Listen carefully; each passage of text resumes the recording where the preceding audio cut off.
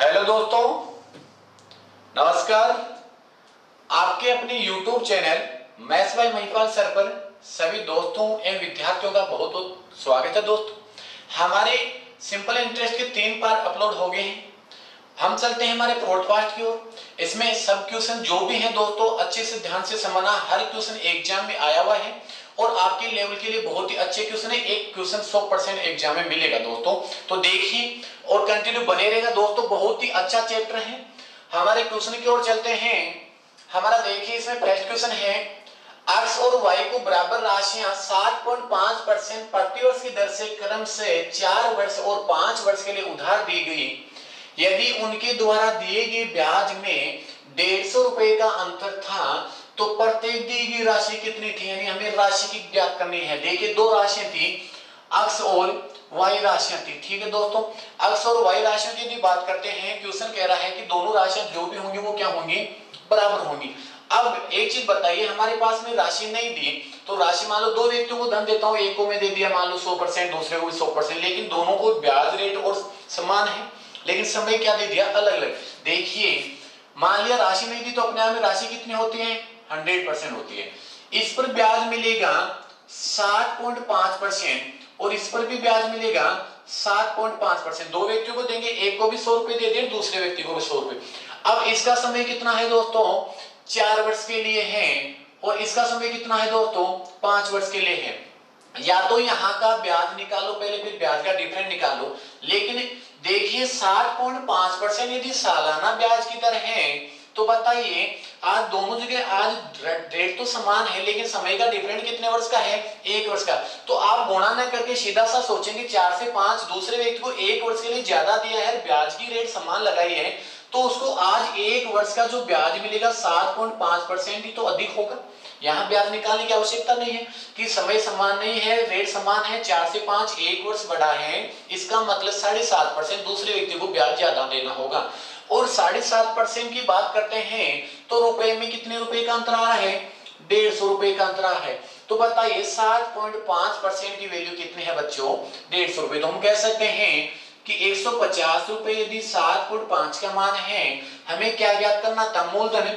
क्योंकि मूलधन कितना दिया है, 100% होता है। कोई भी राशि नहीं देते, दोनों को दिया तो समान ही था, समान दिया है तो किससे इंटू कर देंगे, 100 से। ठीक है दोस्तों, अब देखिए इसका यदि पॉइंट आएंगे 1 जीरो और दे दो, ठीक है 25 से अब डिवाइड करेंगे तो 25 3 कितना 75 और 25 से कितनी बार, 40 बार। ठीक है दोस्तों, अब 3 से इसको डिवाइड करेंगे कितनी बार, 50 बार। और 50 इंटू यदि 40 करेंगे तो देखिए कितना हो गया हमारे पास में, 5 चौक 20 और 2000 रुपए। ठीक है दोस्तों, कितना हो गया 2000 रुपए, 2 जीरो लगा दिया, 5 को 4 से मल्टीप्लाई कितना हो गया 20, यानी 2000 रुपए प्रत्येक को राशि दी गई है। दोनों व्यक्ति को, पहले x व्यक्ति था उसको भी 2000 रुपए दिए, दूसरे व्यक्ति को भी 2000 रुपए दिए, और दोनों को जो रेट लगाई मैंने क्या लगाई, समान लगाई। इसका मतलब रेट समान और समय समान होता तो ब्याज भी समान मिलता। लेकिन दूसरे वाले व्यक्ति को मैं कितने समय के लिए ज्यादा दे रहा हूं, 1 वर्ष के लिए ज्यादा दे रहा हूं। इसका मतलब उससे 150 रुपए अधिक मिले, तो वापिस जो ब्याज निकालेंगे तो 7.5% का मान 150 रुपए, तो मूल राशि दोनों की समान थी, 100 से मल्टीप्लाई कर दिया तो प्रत्येक को दी गई राशि दोस्तों कितनी थी, 2000 रुपए थी। ठीक है दोस्तों, तो चलिए अच्छा क्वेश्चन है नेक्स्ट वाला। देखिए नेक्स्ट क्वेश्चन की ओर चलते हैं और दोस्तों अच्छा क्वेश्चन है हमारे पास में किस्त चुकाने वाला। देखिए दोस्तों इसमें तो अभी किस्त चुकाएंगे तो सिंपल है, क्योंकि साधारण ब्याज में इतना नहीं होता, चक्रवर्ती ब्याज पढ़ेंगे उसमें बहुत ही अच्छा क्वेश्चन है। एक किस्त चुकाने वाला एक क्वेश्चन डेफिनेट आता है चक्रवर्ती ब्याज का, तो नेक्स्ट बात करेंगे। अभी सिंपल ब्याज की बात करते हैं। क्वेश्चन देखिए, 4 वर्ष में 5% वार्षिक साधारण ब्याज की दर से दे 6450 रुपए की ऋण के निपटारे के लिए कितना वार्षिक भुगतान करना होगा। एक चीज बताइए, यहाँ हमारे पास में समय है कितना वर्ष है, 4 वर्ष है, और रेट कितने दिए है इसकी, 5% दिए। देखिए दोस्तों, और ये 4 वर्षों तक चुकाएंगे, कितना चुकाना है हमें, 6450 रुपए चुकाना है। कितना चुकाना है, 6450 रुपए चुकाना है।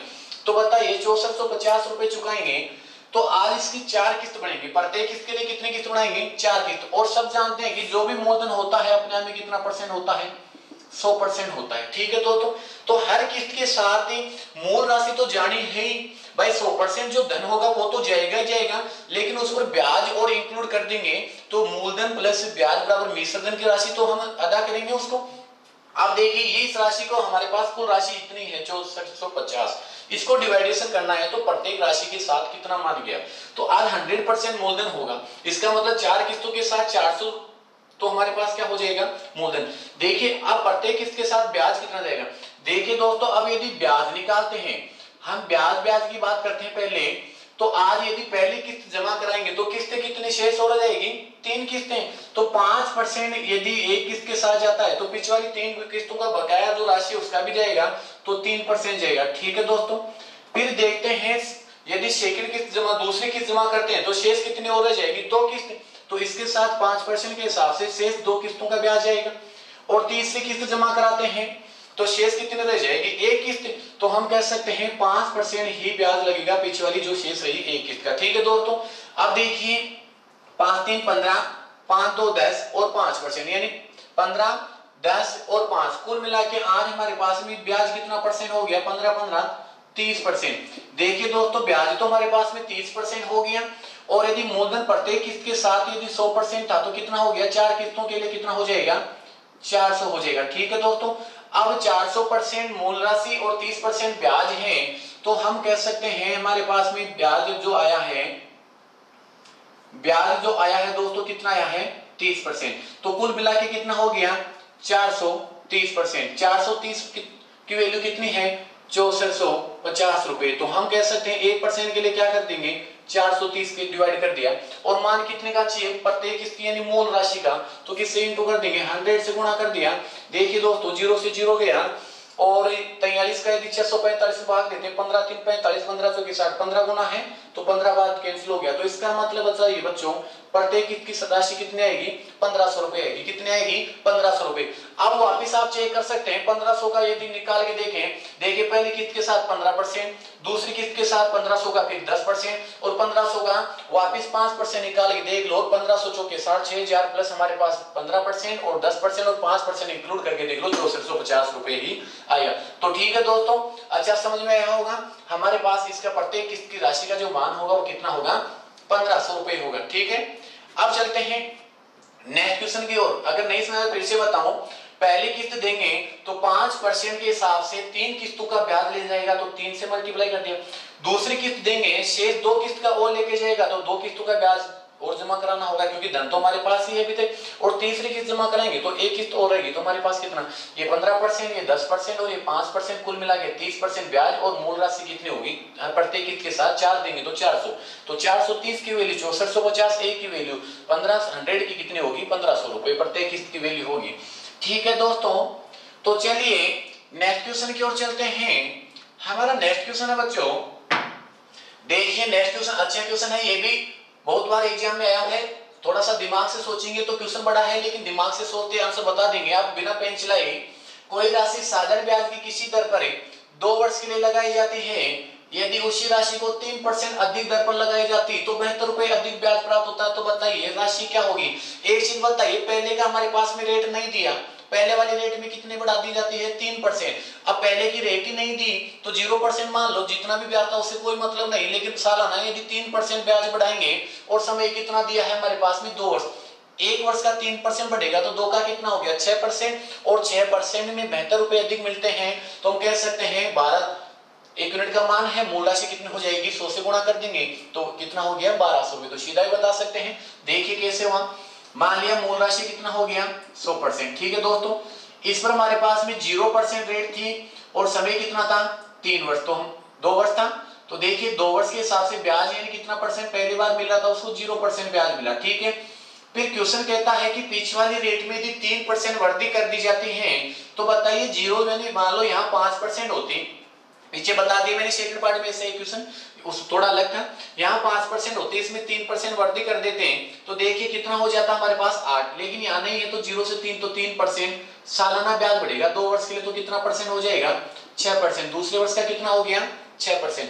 अब देखिए इनमें जो डिफरेंट मिल रहा है क्वेश्चन का कितना रुपए है 72 रुपए है, यानी यदि ब्याज की रेट 3% अधिक होती है तो ब्याज कितना हो जाता है 6% ज्यादा हो जाता है, और 6% अधिक होते ही रुपए 72 रुपए अधिक आते हैं, तो 72 रुपए 6 की वैल्यू है तो हमें क्या बताना था मूलधन बताना था, यानी वो राशि कितनी थी, तो बताइए 100 से गुणा कर देंगे कितना आया 1200 रुपए। तो बताइए बच्चों आंसर कितना होगा इसका, 1200 रुपए। यानी प्रत्येक वो राशि होगी, जो मूल राशि होगी वो कितनी होगी, 1200 रुपए को यदि मैं पहले किसी व्यक्ति को कुछ दर से देके उसमें 3% की वृद्धि करता हूं तो 72 रुपए अधिक आते हैं, तो मूल राशि कितनी होगी, 1200 रुपए।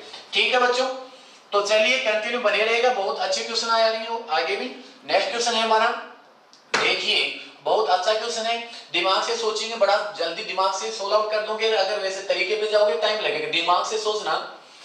शिल्पा ने समान धनराशि दो अलग अलग बैंकों में जमा की, क्रम से 10% और 12% की दर से साधारण ब्याज देते हैं, तो 3 वर्ष के बाद उसे कुल यदि 33 रुपए ब्याज मिला तो उसने कुल कितने राशि जमा की थी। समझना दोस्तों क्या कह रहा है क्वेश्चन कह रहा है कि एक लड़की है, दो बैंकों से धन उधार लेती है और उसने दो धन लिए बराबर कंडीशन में, लेकिन उनसे ब्याज मिला है 3300 रुपए और उनका रेट जो दिया है अलग अलग कितना दिया है, एक का दिया है दोस्तों 10%, ठीक है, और एक का कितना दिया है 12%। ठीक है दोस्तों, दोनों का मिला के देखिए 10 और 12% कितना हो गया हमारे पास में, 22% ब्याज हो गया।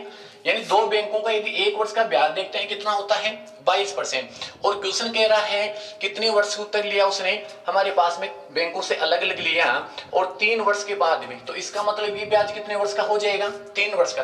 तो बताइए एक वर्ष का ब्याज 22% है, तो 3 वर्ष का कुल ब्याज कितना हो जाएगा बच्चों, 66% हो जाएगा। कितना हो जाएगा 66%, क्योंकि एक वर्ष का ब्याज यदि 22% तो 3 से मल्टीप्लाई कर देंगे कितना हो जाएगा 66%।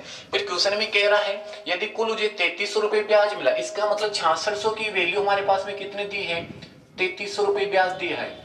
ठीक है, 3300 रुपए हमारे पास में 66% की वैल्यू है और ये कह रहा है बताइए कुल कितने राशि ली, तो देखिए 1% की वैल्यू के लिए किससे डिवाइड करेंगे, 66 से, और 33 से कितनी बार, 2 बार, और इसको यदि कुल वैल्यू चाहिए तो कितना होता है अपने आप में 100% होता है, इससे कितनी बार 10 हो जाएगा 5 बार, तो इसको 100 को 50 से मल्टीप्लाई कर देंगे दोस्तों कितना हो जाएगा 5000 रुपए। ठीक है दोस्तों, इसका मतलब उसकी जो एक बैंक से ली गई राशि कितनी थी 5000 रुपए, और ये कहता है दोनों बैंकों से मिला के कुल कितने राशि ली, तो बताइए कुल राशि के लिए क्या कर देंगे 2 से मल्टीप्लाई कर देंगे, इसका मतलब कितना हो जाएगा, सीधा 5000 से गुणा कर दो तो कितना हो जाएगा 10,000 रुपए। यानी दोनों बैंकों से जो राशि ली है वो कितने राशि ली है उसने 10,000 रुपए, तो इसका सोल्व आउट कितना हुआ दोस्तों 10,000 रुपए। यानी दोनों बैंकों से समान 5,000 रुपए लेगा तो कुल धन कितना हो जाएगा उसका 10,000 रुपए।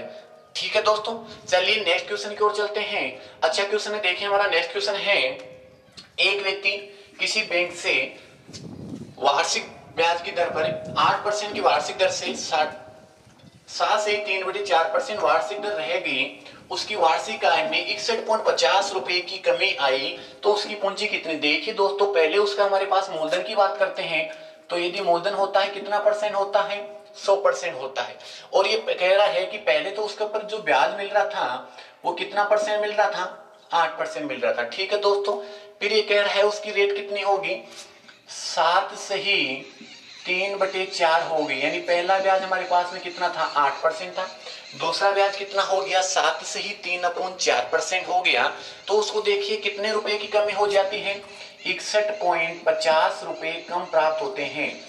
यानी आज 61.50 रुपए जो कम हो रहे हैं, देखिए 8% से 7 से 3/4 का मतलब 3/4 तो आ चुका, रह गया कितना 1/4, 1/4 को मतलब हम ये भी कह सकते हैं 0.25 का मतलब 1/4 होता है। तो देखिए दोस्तों जैसे ही 0.25 की वैल्यू कम होती है ब्याज की, तो आज रुपए में कितना कम हो जाता है 61.50 रुपए कम हो जाता है। तो देखिए 61.50 रुपए आज 0.25 की वैल्यू है, हमें क्या चाहिए वो राशि, यानी वो प्रिंसिपल कितना था, और प्रिंसिपल अपने आप में कितना होता है 100%, तो 100 से मल्टीप्लाई कर देंगे दोस्तों। अब इसका पॉइंट जा रहा है कैंसिल, क्योंकि समान अंकों पे दशमलव चला गया, 25 से इसको डिवाइड करेंगे दोस्तों कितनी बार हो रहा है 4 बार। ठीक है, और 4 को यदि 615 से इंटू कर दो, जीरो तो है साथ में, तो यहाँ जीरो लगा देंगे पहले, और 5 कितना हो गया 20, 2 शेष रह गया, 4 2 कितना हो गया 6, और 6 4 कितना हो गया 24। यानी हम कह सकते हैं उसकी राशि जो होगी मूलधन की कितनी होगी 24,600 रुपए होगी दोस्तों, कितनी होगी 24,600 रुपए। ठीक है दोस्तों, तो चलिए हमारा नेक्स्ट क्वेश्चन है, एग्जाम में आए क्वेश्चन है दोस्तों, अच्छे कंटेंट रखें साथ में। देखिए यहाँ पे नेक्स्ट क्वेश्चन है, एक व्यक्ति बी को 3 वर्ष के लिए 10,000 रुपए और सी को 4 वर्ष के लिए 6,000 रुपए समान दर पर साधारण ब्याज दर पर उधार देता है। दो व्यक्तियों को एक व्यक्ति अलग अलग अमाउंट उधार दे रहा है और दोनों से प्राप्त ब्याज हमें मिल रहा है 5400 रुपए। तो बताइए प्राप्त ब्याज यदि 5400 रुपए है तो आज ब्याज की जो रेट थी यानी दर परसेंट थी वो कितना इंटरेस्ट पर ब्याज दिया। तो देखिए हमारे पास में पहले व्यक्ति को दे रहा है 10,000 रुपए। ठीक है दोस्तों, ये एक पहला व्यक्ति को दे दिया और ये दूसरे व्यक्ति को, इसको कितना दे रहा है 10,000 रुपए। ठीक है दोस्तों, 10,000 रुपए दे रहा है। वो कह रहा है कितने परसेंट दर से दे रहा है, दर तो नहीं दी, समय दे दिया 3 वर्ष के लिए, और जो दर इसको देगा उसी दर के लिए इसको देगा। तो मान लो इसको R1 मान लो, R परसेंट और परसेंट आके नीचे कितना होता है 100।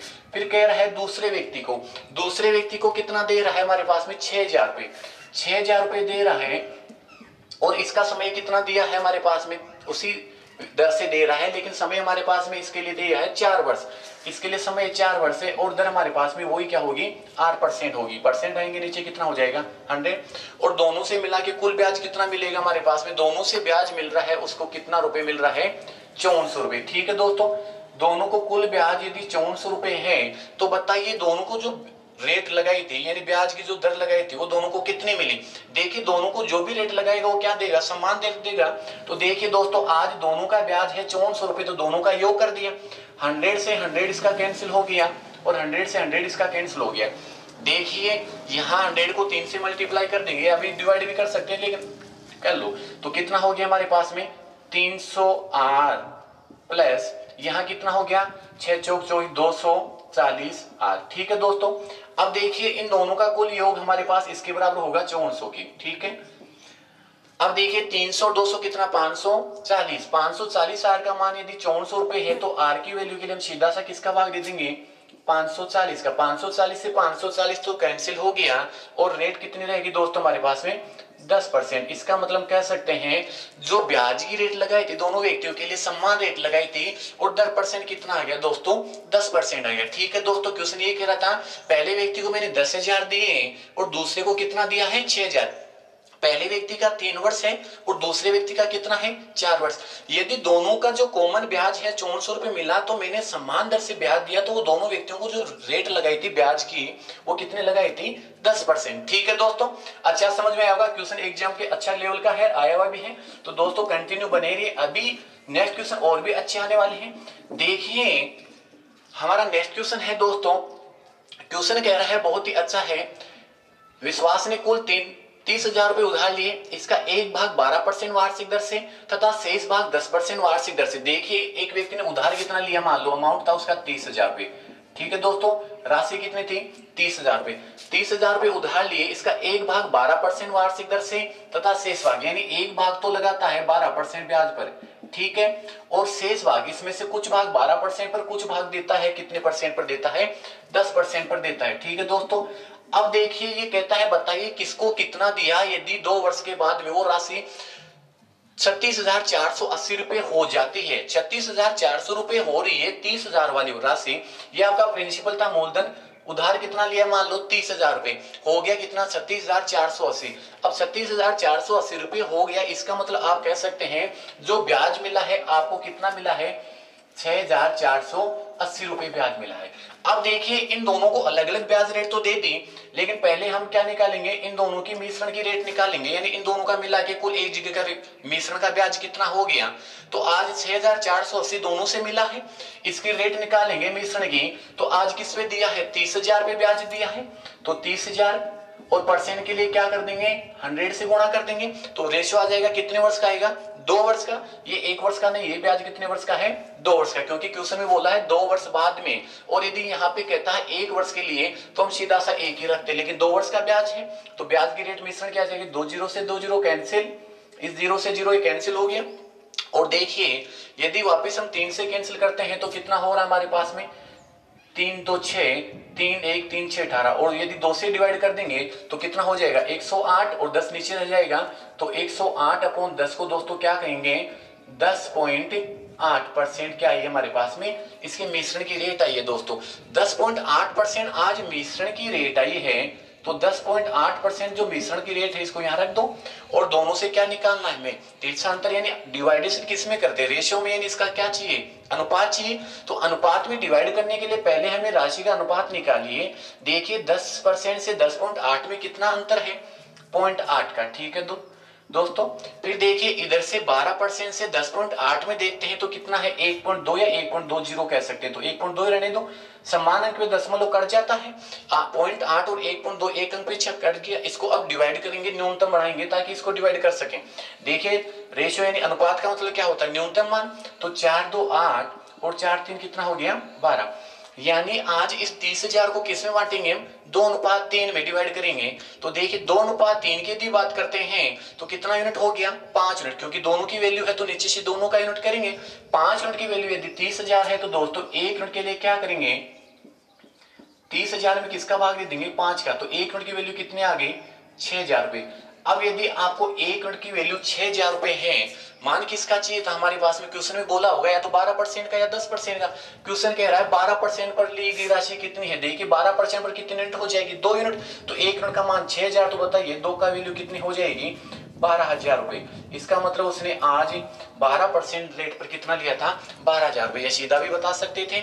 यहाँ हमारे पास में दोनों को डिवाइड करने के लिए रेट ऑफ इंटरेस्ट हो गया 10.8 और कितना हो गया 2:3 में डिवाइड करेंगे तो 5 यूनिट के मान 30,000, 1 का मान 6, तो बताइए 12% की वैल्यू कितनी थी, कितना धन दिया था 12% ब्याज पर 12,000 रुपए। ठीक है दोस्तों, चलिए अब हम बात करते हैं हमारे पास में नेक्स्ट क्वेश्चन की ओर। यदि आपको मान लो इसी में कहता 10% पर तो कितना हो गया 18,000, और 18,000 और 12,000 का योग वापस कितना हो रहा है दोस्तों 30,000 रुपए।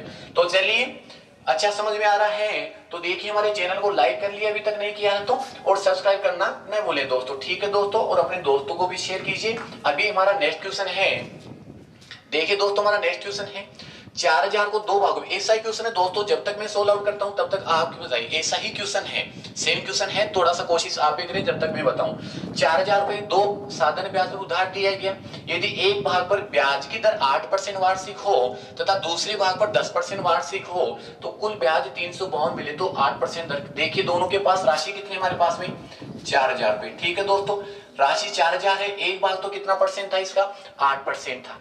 ठीक है, और दूसरा भाग कितना है हमारे पास में इसका दे रहा है दोस्तों 10%। ठीक है दोस्तों, दूसरा भाग इसका 10%, एक को 8% पर दूसरे को 10% पर देता है, और ये कहता है यदि कुल मिला के ब्याज उसको मिलता है 352 रुपए। देखिए ये 352 क्या है, दोनों से प्राप्त ब्याज 352 है तो दोनों से प्राप्त ब्याज की रेट भी निकालेंगे। क्यों कि आज इन दोनों के जो ब्याज की रेट होगी वो मिश्रण की रेट आएगी, और मिश्रण की रेट के लिए क्या करेंगे, ब्याज 352 दोनों से मिला है, कितने पे मिला है 4,000 पे।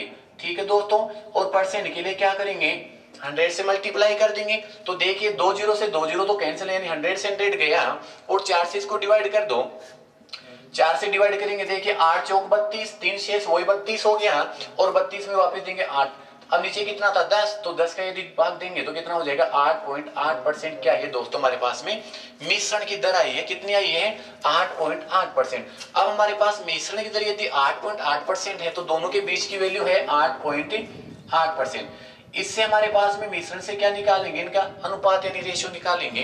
देखिए 8.8 और 10 में अंतराल कितने का है, वही 1.20 यानी 1.2 रहने दो। इधर अंतर कितने का बच्चों 0.8 का, दशमलव से पॉइंट कैंसिल होता है समान अंकों पे हो तो। अब देखिए 4 से डिवाइड करेंगे, वही 4 3 12 और 4 2 कितना हो गया 8 हो गया। ठीक है दोस्तों, अब यदि यहां देखते हैं कि 3:2 में डिवाइड करना है, किसको करना है 4,000 को करना है। 3:2 में 4,000 को यदि डिवाइड करते हैं तो देखिए 3 2 कितना हो गया 5 यूनिट, और 5 यूनिट का मान 4,000 है, तो बताइए 1 यूनिट का मान कितना हो जाएगा, सीधा सा भाग देंगे 4,000 हमारे पास में यदि 5 की वैल्यू है तो 1 का मान कितना हो गया दोस्तों 800 रुपए। अब 1 यूनिट का मान 800 रुपए है, और हमें बताना किसके लिए था 12%, बताना था हमारे पास में 8% वाले पे, 8% वाले पे बताना था। तो देखिए 8% का कितना यूनिट है 3 यूनिट है, तो 8 3 कितना हो गया दोस्तों 2400 रुपए। इसका मतलब 8% की ब्याज की दर पर जिस व्यक्ति को धन दिया था उसको कितना दिया था दोस्तों 2400 रुपए दिया था, कितना दिया था 2400। ठीक है दोस्तों, यानी ऐसा क्वेश्चन डेफिनेट आता है एग्जाम में, और इसके लिए कुछ नहीं करना है, 2 प्रकार के व्यक्तियों को जो रेट देता है और कुल ब्याज प्राप्त होता है, तो कुल ब्याज से क्या निकाल लेंगे कंपाउंड, यानी दोनों की मिला के हमारे पास मिश्रण की रेट निकाल ली। मिश्रण रेट से आज रेशियो आ गया 3:2 में डिवाइड कर दिया 4,000 को तो 2400, और यदि इसकी बात करता तो कितना होता 8 2 1600, 1600 और 2400 को वापस देखो कितना और है 4,000 हो रहा है। ठीक है दोस्तों, तो चलिए हमारे नेक्स्ट क्वेश्चन की ओर चलते हैं। देखिए बच्चों, अच्छा क्वेश्चन है, नेक्स्ट क्वेश्चन भी, और ये दोनों क्वेश्चन में से एक क्वेश्चन आपको डेफिनेट मिलेगा दोस्तों। तो फिर से समझ में नहीं आया तो एक बार बैक जाके वापस चेक कर लेना, ठीक है दोस्तों। तो हाँ देखिए दोस्तों, हमारा नेक्स्ट क्वेश्चन है, एक नगर की जनसंख्या 15,000 रुपए है, यदि उसमें पुरुषों की संख्या 8% और स्त्रियों की संख्या 10% की वृद्धि हो जाए तो जनसंख्या बढ़कर 16,300 हो जाती है। देखिए कितने हमारे पास में जनसंख्या कितने है दोस्तों, 15,000, यानी जनसंख्या हमारे पास में 15,000 है। आज कुल जनसंख्या थी 15,000, ठीक है दोस्तों। और ये कहता है उसमें स्त्रियों की जनसंख्या में कितने परसेंट वृद्धि होती है, 8% वृद्धि, ठीक है दोस्तों, 8% वृद्धि होती है। और ये कहता है पुरुषों की जनसंख्या में कितनी होती है, 10% की वृद्धि होती है। फिर ये कहता है कि ये तो वृद्धि होती है अलग अलग और इसको बाद में डिवाइड करेंगे, लेकिन कहता है कि जो जनसंख्या कुल हो जाती है कितनी हो जाती है, 16,300 रुपए हो जाती, 16,300 हो जाती है, अमाउंट नहीं है जनसंख्या है, तो 16,300 हो जाती है। तो देखिए 15,000 जनसंख्या थी और इसे 16,300 हो गई, तो बताइए स्त्रियों की जनसंख्या में कितने परसेंट वृद्धि हुई, और ये हमारे पास में इसमें 10% तो इसमें 8%, तो अलग अलग जनसंख्या कितनी थी उस नगर में, हमें स्त्रियों की जनसंख्या बतानी है। तो देखिए यहाँ 16,300 हुआ, इसका मतलब कितने वृद्धि होगी हमारे पास में, 15,000 से 16,300 हम कह सकते हैं 1,300 की वृद्धि, ठीक है। अब ये अलग अलग रेट थे हमारे पास परसेंट की, तो इसकी वही बात हमारे पास में कि कॉमन मिला के कितने परसेंट वृद्धि होगी दोनों को मिला के। देखिए कितने पे हो रही है, 15,000 पे, ठीक है दोस्तों। परसेंट के लिए क्या करेंगे, 100 से गुणा करेंगे, 2 जीरो से 2 जीरो कैंसिल और 1 से 1 कैंसिल, इसको या तो न्यूनतम बना लो या 130/15। चलो दूसरा यदि न्यूनतम बनाए इसको तो 5 से डिवाइड कर दो, 5 2 10 और 5 6 कितना हो गया दोस्तों, 5 6 30 और 5 3 कितना हो गया हमारे पास में 15। यानी ये जो आज आई है मिश्रण की रेट कितनी आई है, 26/3% आई है दोस्तों। तो आज इन दोनों की जो मिश्रण की रेट आई है 26 कितने आई है, 3% आई है, ठीक है दोस्तों। अब हमारे पास में देखिए क्वेश्चन को समझना, मान लो जनसंख्या थी कुल मिला के 15,000, ठीक है। यहाँ 8% तो बढ़ रही है हमारे पास में, किसकी जनसंख्या बढ़ रही है, 8% तो पुरुषों की संख्या, और 10% की हो रही है हमारे पास में किसकी, स्त्रियों की जनसंख्या। ये हमारे पास में पुरुष है और हमारे पास ये क्या है, औरतें, यानी ये मेन है और ये क्या है हमारे पास में औरत है, ठीक है दोस्तों। तो बताइए आज पुरुषों की जनसंख्या कितनी थी और औरतों की जनसंख्या कितनी थी। अलग अलग डिवाइड करने के लिए पहले इसका अनुपात चाहिए, लेकिन दोस्तों अब अनुपात कैसे निकालेंगे, दिख रहा है आपको, क्योंकि ये भिन्न में आ गया, लेकिन भिन्न में सरल तो बनाना आता है। 26/3 इसके नीचे कोसें तो 1, तो इसका एलसीएम ले लो, तो 3 से यदि मल्टीप्लाई कर देंगे तो देखिए यहाँ पे कितना हो जाएगा, 24 हो जाएगा, और इसको 3 से मल्टीप्लाई कर देंगे कितना हो जाएगा, 30, और 3 से ये कैंसिल होगा ही। अब देखिए 24% और 30% से यदि इसका अंतर निकालते हैं तो यहाँ पे कितना हो रहा है दोस्तों, 24 से और 26 में अंतर, और इधर 30 से 26 में अंतर, 30 और 26 में अंतर कितने का आ रहा है, 4 का, और इधर 24 और 26 में अंतर कितने का आ रहा है, 2 का। इसको डिवाइड करेंगे कितना होगा, 2:1 में बांटेंगे किसको, 15,000 को। फिर से देखना दोस्तों 26/3 मिश्रण की रेट थी, सिंपल परसेंट नहीं था हमारे पास में, तो ये भिन्न में था, भिन्न को उठाने के लिए 3 को उठाने के लिए इसको 3 से किया 24 हो गया, इसको यहाँ कितना हो गया 30 हो गया, या 3 से 3 कैंसिल, तो 30 और 26 में अंतर कितने का था, 4 का, और 24 और 26 में अंतर कितने का था दोस्तों, 2 का। तो अनुपात आ गया 2:1। अब देखिए इस 2:1 में डिवाइड करना कितने को, 15,000 को। तो आज हम कह सकते हैं 3 यूनिट की वैल्यू 15,000 है, तो 1 यूनिट के लिए क्या करेंगे बच्चों, 15,000 में किसका भाग देंगे, 3 का, तो 1 यूनिट की वैल्यू कितनी आ गई, 5,000, ठीक है दोस्तों। 1 यूनिट की यदि वैल्यू हमारे पास में 5,000 आती है, तो हमें कह रहा था कि इसकी स्त्रियों की संख्या बतानी है। तो देखिए हमारे पास स्त्रियों की तो कितनी थी, 10% वृद्धि, तो इसका मतलब सीधा सा स्त्रियों की संख्या कितनी आ जाएगी हमारे पास में, 5,000, क्योंकि स्त्रियों की संख्या कितनी यूनिट है, 1 यूनिट, तो 5,000 इसका क्या होगा दोस्तों आंसर। और यदि आपको इसमें कहता है किसके लिए कि बताइए पुरुष की जनसंख्या कितनी थी, तो कह देंगे कितना था, 10,000, 10,000 वापिस 5,000 कितना हो रहा है दोस्तों, 15। तो इसलिए भिन्न का भी है तो डाउट होने की आवश्यकता नहीं है, उसको भिन्न को सोल्व आउट करो, पहले साधारण भिन्न से बना लो, और साधारण संख्या से डिवाइड किया, 4 2 से डिवाइड हो गया, 2 1 डिवाइड किया 3 से, तो कितना 5,000। 1 यूनिट की वैल्यू 5,000, स्त्रियों की संख्या कितनी थी, 1 यूनिट तो कितनी थी, 5,000। उस नगर में स्त्रियों की संख्या कितनी थी दोस्तों, 5,000। ठीक है दोस्तों, उम्मीद करते हैं अच्छा दोस्तों समझ में आया होगा, और अच्छा समझ में आया तो अपने दोस्तों को भी लाइक करें, क्योंकि जो भी क्वेश्चन है एग्जाम में आए हुए हैं दोस्तों आपके लिए बहुत ही एक रामबाण साबित होंगे। तो ठीक है दोस्तों, नेक्स्ट वीडियो में फिर से मिलते हैं। जय हिंद, जय भारत दोस्तों।